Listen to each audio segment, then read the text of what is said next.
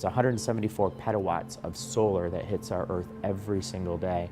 It's just an amazing amount of power, and this is one way to start harnessing some of that power and use it for transportation. I'm Mike Tinsky, and I'm the Director of Vehicle Electrification and Infrastructure at Ford Motor Company. Solar, which is, we call it PV or photovoltaic, has not only increased in its efficiency, but it's now gotten to a point where it's beginning to show economic viability, that we can actually power our vehicles, our plug-in hybrids like the C-Max Energy, on solar. In this particular case, we've taken about 1.5 square meters of solar PV and put it on top of our C-Max Energy, and it's called the C-Max Solar Energy Concept.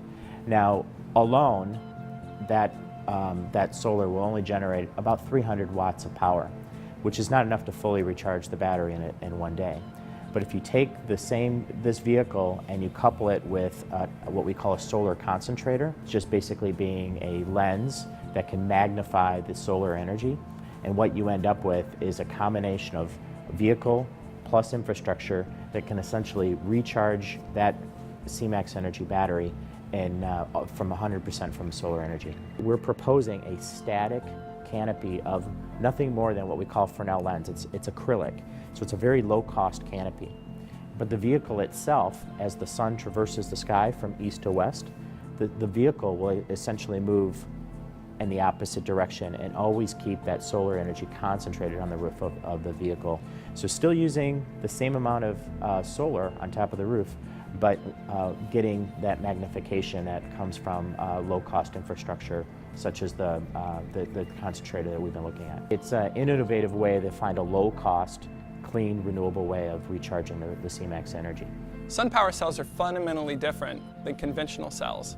You'll notice all the metal is on the back, and this allows us to use that metal on the back as the foundational support of the cell. It means we can also make the silicon much thinner, meaning that it is actually allowed to flex a little bit. And as you can see, we've got a curved glass surface we've got to match up to here. So the ability to bend is very good. Additionally, we have much higher power density than conventional cells. So that means out of the same space-constrained area, we can actually harvest 50% more energy than conventional cells could. I'm actually quite excited to work on this project because when I was a kid, all we would ever see when you mixed solar and cars was these small, very impractical cars that flew across the Australian desert.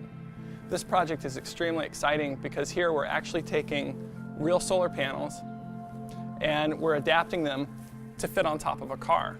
But it's not a lightweight car that's going to fly across the Australian outback. It's an everyday car that we could expect to see in the cities and on the highways. This solution, where you couple the infrastructure with the solar on the vehicle, essentially isn't reliant on a grid anymore.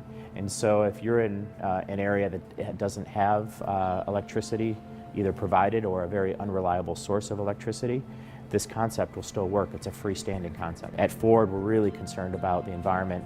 We're really concerned about sustainability, and this is a concept that could really improve that.